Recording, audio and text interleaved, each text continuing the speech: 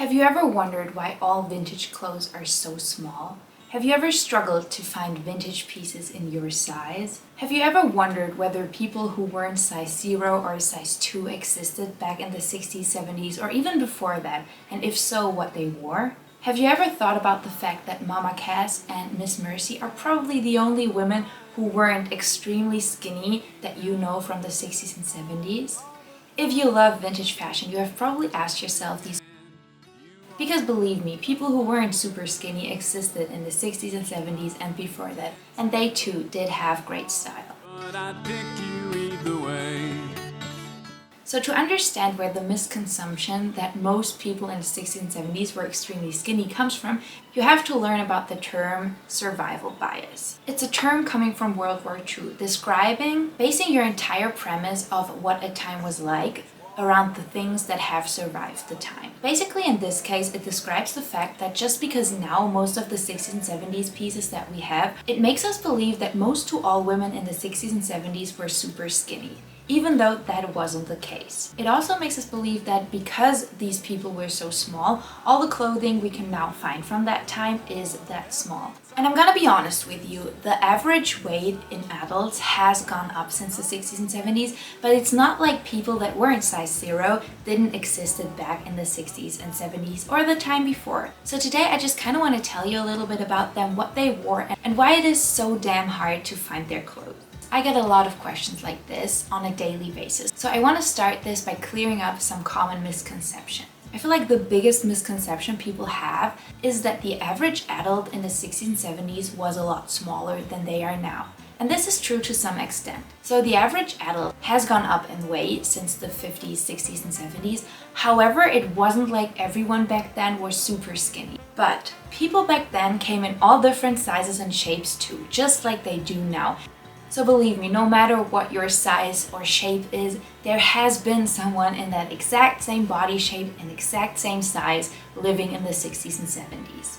So I personally quickly want to preface this by saying I am not a plus size person, and that is why all I can tell you is from experiences people have told me about and from my research that I did online. So if not everything that I say is 100% true and you're a plus size person, please feel free to leave a comment and tell me if there's something I missed, if there's an aspect you think is differently. I would love to learn. I know it is harder to find plus size clothing now, and it was in fact a lot harder to find plus size clothing in the 60s and 70s. From around 1950 to 1980, the term stroutwear or strutwear, I believe it's a Swedish term, described all sizing that was not a straight size. In favor of a slender, more desirable figure, larger sizes to an extent in favor of a more slender physique.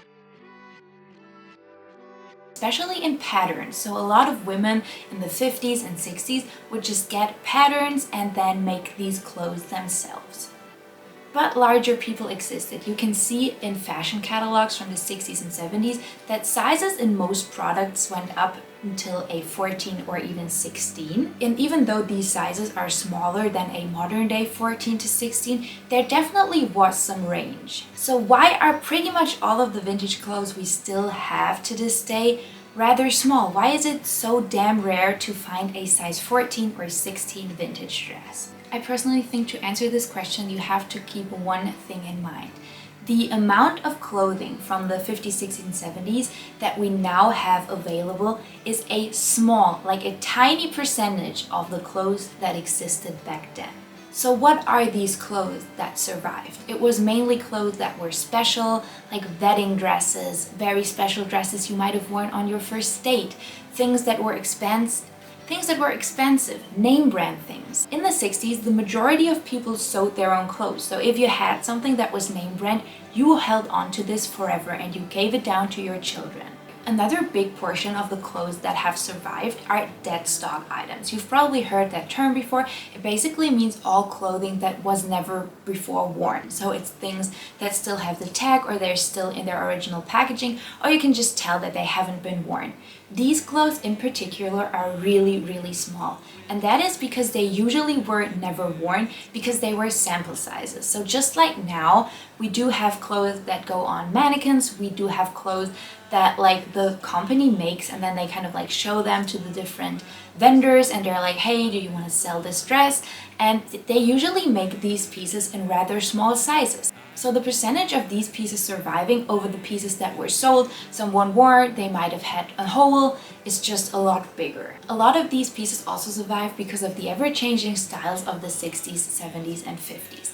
So basically, if you think about it, in the 50s, fit and flare silhouettes were really popular. And then the 60s came and all of a sudden everyone wanted to wear a micro mini dress. In the 70s, it was the long flowy dresses. So these pieces were only worn for a small amount of time. And sometimes it might have even happened that you got a piece and it was already out of style by the time that you got it as a gift or a present. So what do you do with that? You probably fold it up and let it sit in the back of your closet, and then you might think it is too nice to just put it away or donate it, so you will keep it forever. And then there is another reason, and I want to preface this part by saying that I don't align with the perfect body type of the 1960s and 70s, but I think it is important to talk about it. So the mid-century physique that was desirable was basically very slender. You've probably seen pictures of Twiggy. Twiggy herself said that during the time that she was famous, she was severely underweight. So basically the body type that was in style was a very childlike straight body. The slim and childlike mid-century body ideal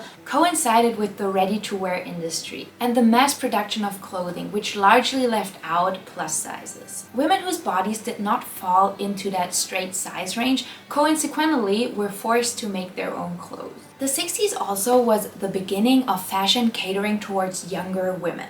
So most of the styles that you see now considered popular 60s styles, like the dress that I'm wearing today, were definitely made for younger women. So these mostly came in teen sizes. So you have to keep that in mind, that these colorful 60s dresses were not made for women in their 30s or 40s. It was made for young, colorful women, and those were mainly teens. Another reason as to why a lot of clothes from the 60s just didn't make their way up until modern day is that people back then wore their clothes to death.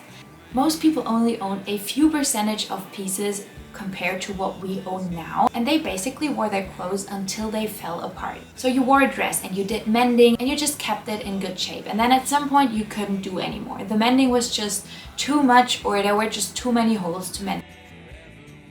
Is to use it to make kids' clothes, or you use it to make a quilt, you use that to wash your dishes. You basically used every inch of fabric you've bought because clothes were just a lot more valuable back in the 60s. So these are just some reasons as to why only a small percentage of vintage clothes did make their way up into modern days. The combination of survival bias and the lack of mass-manufactured plus-size clothing from the 60s and 70s leads to where we are today, with a deeply lacking availability of fashionable plus-size clothes from the 60s and 70s compared to the amount of available straight sizes. So let's talk about pictures. I feel like if you type in 60s fashion on Pinterest, Instagram, pretty much anywhere, you will probably only see pictures of very slender women.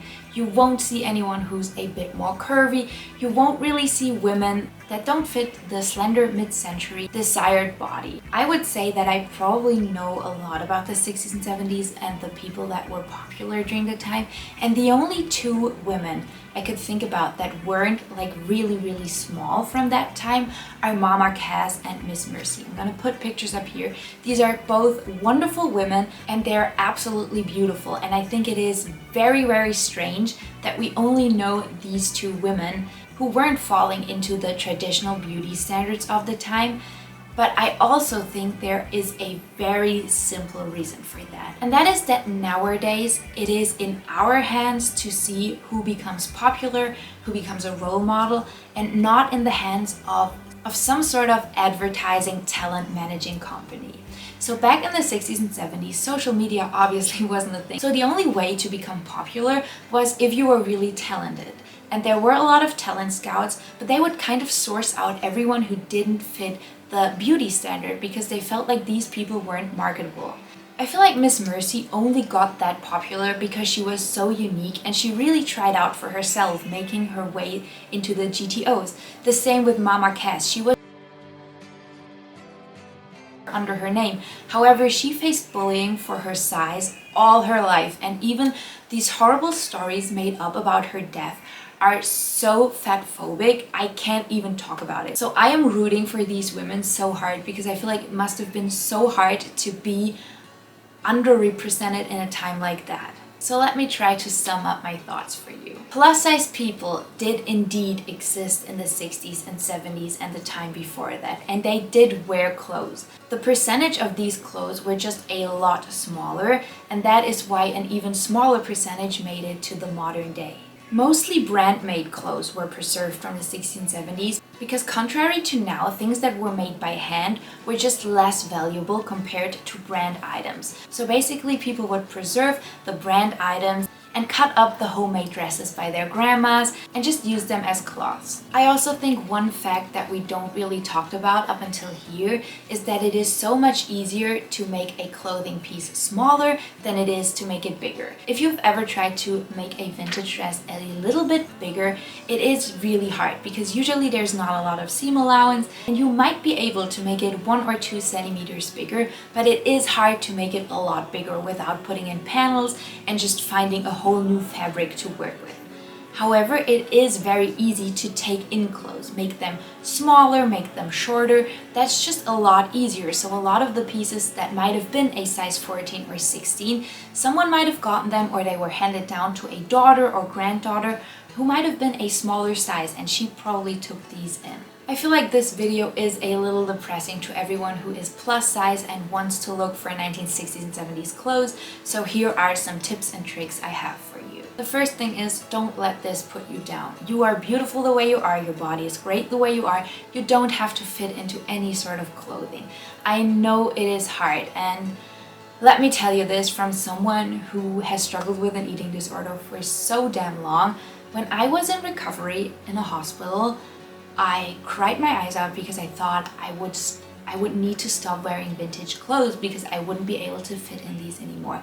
And the whole thought process of that seems so absurd to me now, but I can still kind of feel that pain. And I feel like that is so sad because clothes are made to fit you and you are not made to fit into any clothes. So please don't forget that. My first tip is to shop by measurements. So say you're on Vinted, Poshmark, Depop, and you're looking for a dress. Type in a few different sizes because vintage sizing is usually different to modern day sizing, and just know your measurements. I have vintage dresses in all sorts of different sizes, also because maybe someone has took them in prior or let them out. So just know your measurements. It will help you a lot while shopping vintage. My next idea would be to tell your favorite thrift store owners your measurements and sizes and what you're looking for. A lot of the time, vintage clothing isn't available in thrift stores and vintage shops because people are afraid that it won't get sold. So if you just go up to your favorite thrift store's owner, have a little chat with them, show them what you like, tell them your measurements and your sizes, tell them what you're interested in, they will keep an eye out for you as well. The next idea is to try and shop Instagram sales. So for example, I do, and I will get back into doing that very, very soon, thrift story sales. So basically I will sell pieces that I have from my collection, things from other people's collection, and I try my best to every single week restock things that aren't size 0 and aren't really small. So I will try my best and go on Instagram, type in 60s, 70s vintage shop and just follow a bunch of these sites, and they will try and put out plus size vintage fashion because they know there's a demand for that. And you can also text these people, send a DM, say, hey, I have this size and I'm looking for this and that. And if they will find something, they will let you know. So the next tip I know might be a little controversial to some, and I'm thinking about making a whole video about it, but it is to shop vintage inspired brands. A lot of vintage inspired brands actually have a larger size range than the real 60s and 70s clothes. I'm not saying that all of these brands have the most inclusive size variety because I know that they don't, but I'm just saying that up until a certain size, these shops will stock their things. I know that for some people this is a no-go, other people like it. I do a mix. I do have some vintage inspired pieces, but obviously the vast majority of my pieces are truly from that time period. And I am not really sure where I stand in this whole discussion. So if you want to see me make a video discussing the differences between original clothes from the 1670s and these vintage inspired brands, just let me know, because I would love to do a little deep dive. And my last tip is the one that I go by and that I would love for everyone who is not plus size to go by, and that is don't take in any vintage pieces. I have done it before when I was very uneducated on the entire topic, but I would love to encourage you to. If you think you have a hard time finding 60s and 70s pieces, even though you're in the straight size range, just imagine how hard it might be for someone who isn't. So just put yourself in these shoes and don't buy these pieces, take them in. Just don't do it. I get that you might want to shorten something, but just don't take anything in.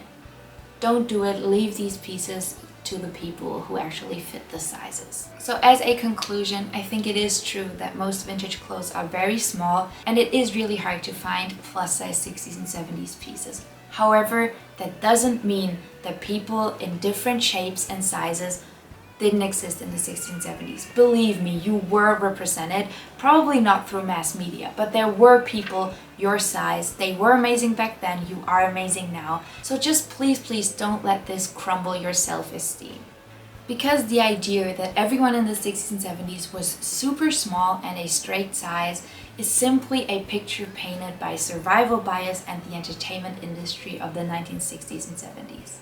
So that's it for today's video. I hope you enjoyed it. I haven't done one of these deep dives in a while and it was a lot of fun to research this topic. If you're interested in more videos all about the 60s and 70s, subscribe to my channel. I would love to have you around. Leave a comment down below telling me what your thoughts are on this whole topic and if you've ever struggled to find a beautiful 60s or 70s or just generally vintage piece, because I know it is hard. If you have any tips or ideas on how to shop vintage pieces that aren't straight size, please leave a comment down below and educate others. If you enjoyed this video, I would love you to give it a thumbs up and maybe even share it with a friend. It supports me, it supports the channel, and it would truly mean the world. I hope you have a beautiful day. Go out, enjoy the sunshine, take yourself some time to focus on you and your mental health today, and I will catch you in the next one. Bye everybody.